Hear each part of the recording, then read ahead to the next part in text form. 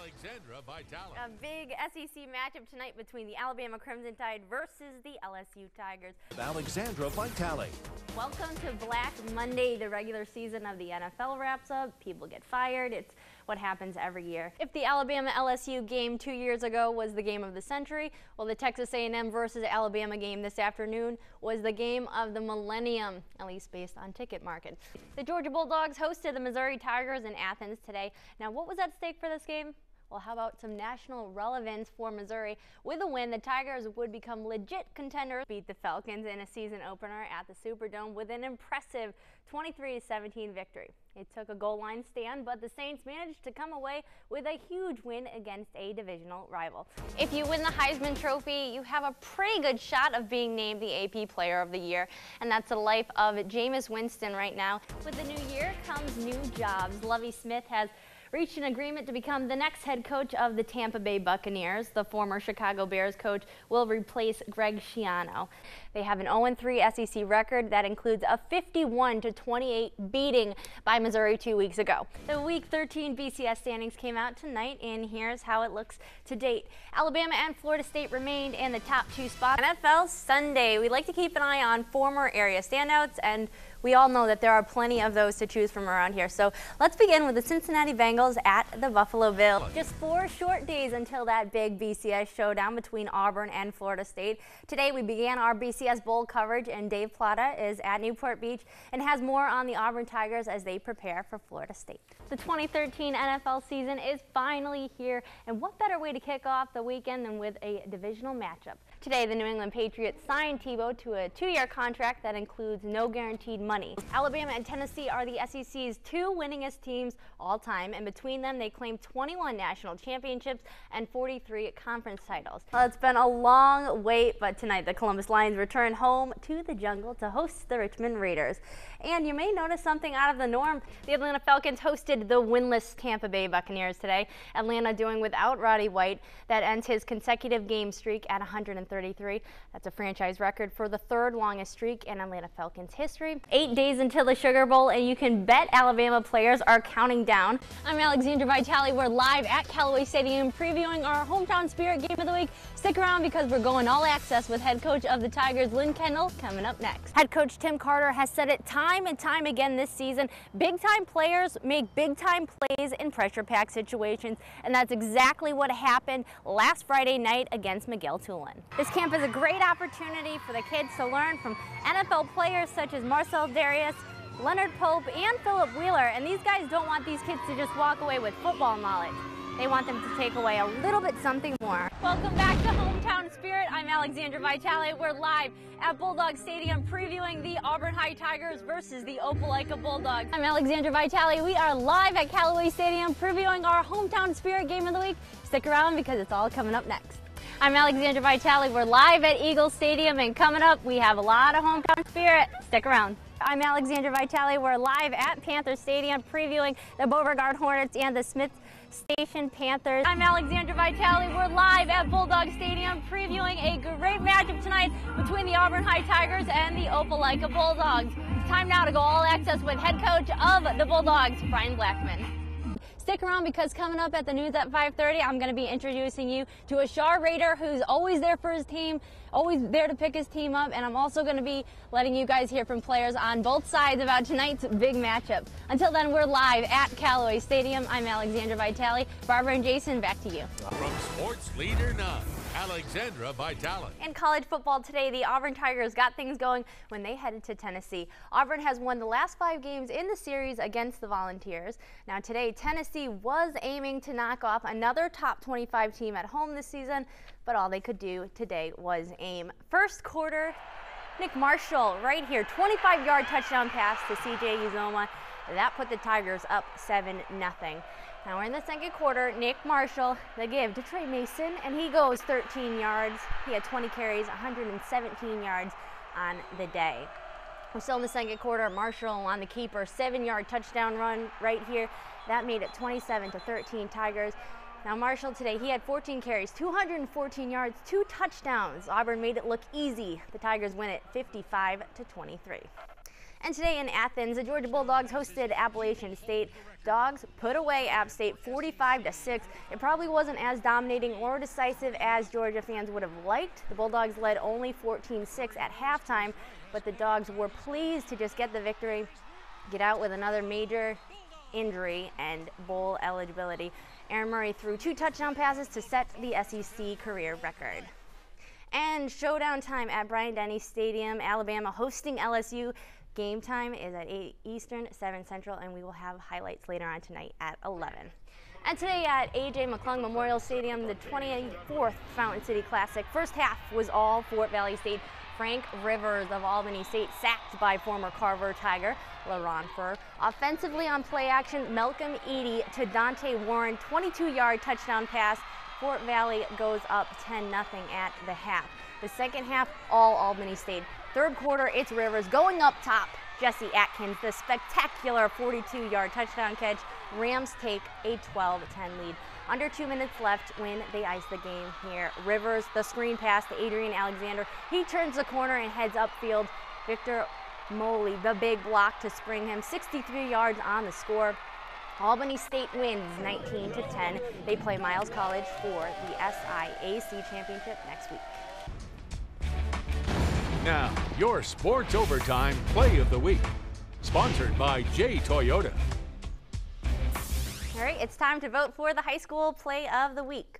Our first Play of the Week candidate, Play Action Perfection. Faking the handoff, then faking the end around. Now, Bradley North cut to Kyle Sykes, 48-yard touchdown pass. Auburn a winner last night, 51-14, to advance to the second round of the playoffs. Our second Play of the Week possibility, Jamarius Barrow, 80-yard touchdown run on the option, cutting back against the grain, and he is gone. Lynette wins big over Gaston to advance in the Alabama 2A playoffs. And Play of the Week choice number 3 is Kendrick's Jonathan Hines to Antonio Jones, who puts an ankle breaker on DeMarcus Robbins. 29-yard touchdown, 6-0 Charities. All right, you guys get to pick the Play of the Week. Go to WTVM.com, head to the Hometown Spirit page, and cast your vote. The winner will be announced on Monday. And that's Select Sports. Roslyn. Leader 9, Alexandra Vitale. 2014 is here, and what better way to kick off the new year than with some college football? The Georgia Bulldogs and Nebraska playing today in the Gator Bowl. Both teams entering today's matchup with identical 8-4 records. Nebraska leads 10-9 at halftime. Then in the second half, they pull off a big-time play right here. Tommy Armstrong Jr. puts up a deep pass to Quincy Ananwa, who makes the catch at the 50-yard line and keeps going, scrambling all the way to the other end of the field, untouched for the 99-yard touchdown. Georgia fans can't believe it. To the fourth we go. Georgia has some late chances to stay in it right here. Hudson Mason's pass to Arthur Lynch. He drops the ball. Nebraska wins 24-19, their first bowl game win since 2009. And also today, the South Carolina Gamecocks playing Wisconsin today in the Capital One Bowl. First and 10 of the Wisconsin 42. Connor Shaw to Bruce Ellington for the 39-yard touchdown. South Carolina up 7-0. And we'll head to the second quarter. Joel Stavey to Sam Arsenin for the 1-yard touchdown. It's a tie game. But here's a pretty cool one right here. Sean and Ellington do a little reverse switch thing. Ellington to Connor Shaw for 9 yards on the score. 13-7 Gamecocks. South Carolina goes on to win 34-24. Now last night, an SEC-ACC matchup between Johnny Football and Duke, quite the game. A&M was trailing most of it, off to a slow start, but we'll pick things up in the second quarter. Duke really doing a job on A&M in the first, as I just said. Josh Snead hits the corner and scores the 25-yard touchdown. Duke would take an 11-point lead to the half. Now in the second half, play of the game right here. Johnny Manziel scrambles in the pocket, tries to leap over defender, scrambles back out of the pocket, finds Travis Labhart for the 19-yard touchdown, 38-34 Duke. Then late in the fourth quarter, Manziel fires the 44-yard touchdown to Darrell Walker. Texas A&M is down by just a field goal. Now the Aggies defense finally shows up after a very slow start to the game. The Aggies defense comes up big when Tony Hurd Jr. with a pick six here returns the ball 55 yards for the touchdown. It's the first time the Aggies led all night. Texas A&M wins 52-48. Now the final practice is in the books for Alabama. The Tide just 2 days away from a showdown with Oklahoma in the Sugar Bowl. There's plenty of history in the Big Easy, and players, of course, hope to add another win to the Crimson Tide's lengthy resume in New Orleans. There's still plenty left to prove, and a potential win over the 11th-ranked Sooners will be a good measuring tool to show the nation Alabama is still one of the best. Sugar Bowl is an awesome feeling to be playing in. We just want to come away with a win here for all the seniors and end the season on the right note. You know, it might not be where we want to be, but you know, we still have a great opportunity to go out and you know, show the world that you know, we're a lot better than what we played against Auburn. You know, the one thing about the players is it's a great opportunity to help you develop your team when you play in a bowl game. You get a lot of extra practice. It helps a lot of young people. But by the end of it, you've practiced a lot, more than you ever practiced for a game. And I think the players get, you know, sometimes a little bit tired of practicing. And, you know, I'm sure both teams are looking forward to playing a really good game, two good teams. Those two good teams square off tomorrow, January 2nd at 7:30. That's a look at sports. Jason. All right, looking forward. Your Sports Overtime Play of the Week. Sponsored by J Toyota. All right, moving on to high school football. It's time to vote for your favorite high school play of the week. Our first play of the week candidate comes to us from the Harris County Glen Academy game. Kenneth Cross picked off by A.J. Howard. He returns it 45 yards in for the touchdown. Tommy Parks and his Tigers are headed to the second round of the playoff. Our second play of the week possibility, you've heard of the bridge to nowhere. This is the Bridges to Pay Dirt. Marlon Bridges taking the handoff up the middle, 60 yards. Lynette went on to win it 46-41 to advance to the second round. And play of the week choice number 3, Lochapoka passing them by. Cortland Cox passed 35 yards to Jay Jackson, touchdown. Lochapoka, they went on to beat Ottauqueville 22-0. All right, you get to pick the play of the week. Go to WTVM.com, head to the Hometown Spirit page, and cast your vote. The winner will be announced tomorrow.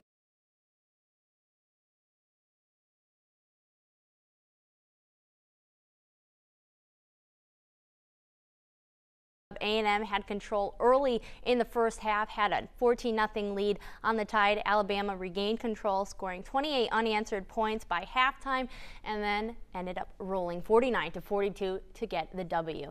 And tonight, Auburn hosting Mississippi State on the Plains. Highlights of both of those games tonight at 11. Now, high school football earlier today, Jordan hosting Temple in both teams' region opener. In the second quarter, Kyron Harper gets the handoff. He gets hit and he fumbles.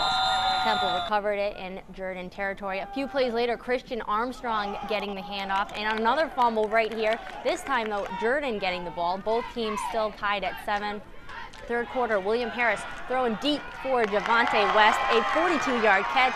Harris fought his way in the end zone for what would be the winning touchdown. The Red Jackets hung on for their first win since 2010. Congratulations to them, 14-13, the final.